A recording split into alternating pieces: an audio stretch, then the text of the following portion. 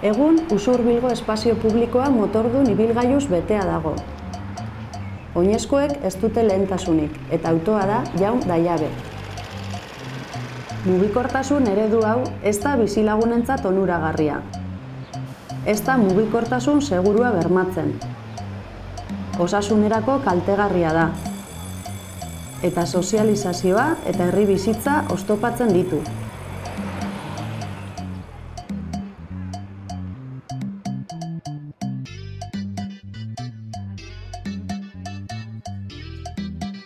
Usurbilgo udala hiri antolamendurako plan orokorra idazten ari da.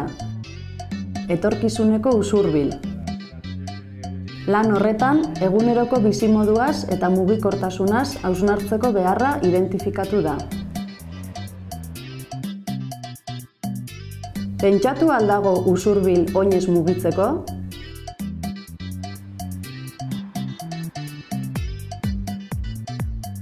Aproposak aldira herriko kale eta plazak bizikidetzarako?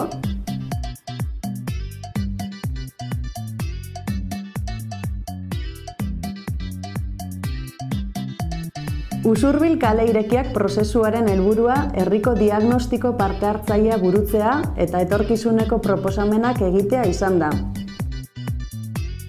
Prentsaurrekoak eta lore banaketak kalean eman zion hasiera prozesuari, herritarrei prozesuaren berri emanez eta lan saioetara gonbidatuz. Diagnostiko saioak Kaskoan, Aginagan eta Zubietan burutu ziren, eta makina bat arazo eta potentzialtasun identifikatzeko balio izan zuten. Lan horretarako 12 saio burutu ziren, eta 263 herritarrek parte hartu zuten. Ondoren, Udarregi ikastolako neskamutilen txanda izan zen.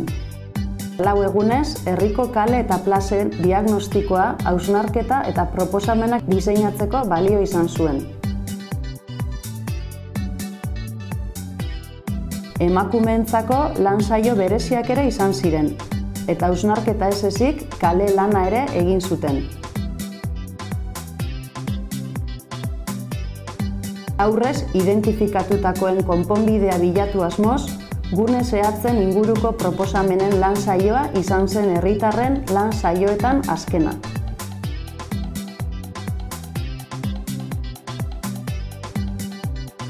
Jasotako informazioarekin, teknikariek espazio publikoaren berrantolaketa plana diseinatu dute. Beti ere, oinezkoek dutelarik lehentasuna. Proposamen oso hori 55 aktuazio txikiz osatuta dago. Eta horien artean hauek lehentasun handienekoak.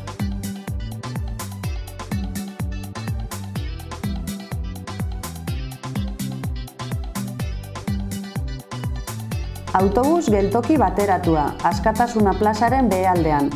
Garraio publikoa hobetuz eta indartuz, aterpearekin, irisgarria eta segurua.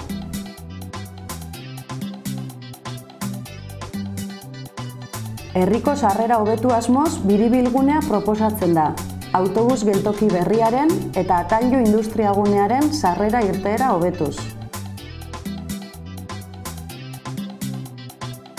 Erreka txikiko parkean eskailerak eraldatu eta jolasez hornitu, Kalezar auzoko komunikazioa hobetuz eta elementuak paisaian integratuz. Bordatxo ingurua eraldatu, oinezkoen eta bizikleten mugikortasuna errazteko, oinezko gunea zabaltzeko eta Gernika etorbidearekin lotura hobetzeko.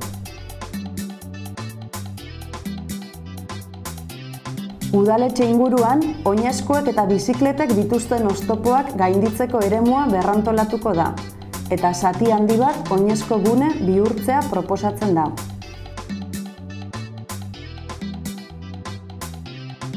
Hilerri zaharra uzteko prozesua bukatutakoan, eremu hau parke publiko bat egiteko berreskuratzea proposatzen da. Zubieta ugalde inguruan aurreikusten diren ekimenen artean, besteak beste, ugaldea industriagunerako sarbide berria egitea, Troiako igarobidean oinezkoentzat eta bizikletentzat pasabide segurua egitea edota Zubieta eta Santuene arteko bidegorria egin eta egungo errepidea egokitzea daude.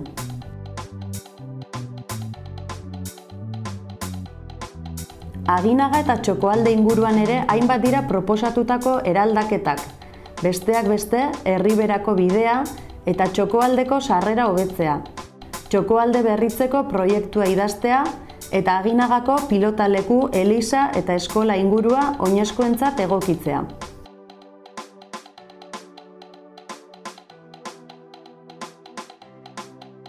Ekintza guzti hauez gain, herriko aparkalekuak berrantolatu egingo dira, mugikortasun jasangarriaren aldeko apustua eginez. Bestetik, hainbat ekintza beste aktuazio eta administrazioen menpe daude, baina Usurbilgo udalak lanean jarraituko du herriko kale eta plazak bizilagunen beharretara egokitzeko.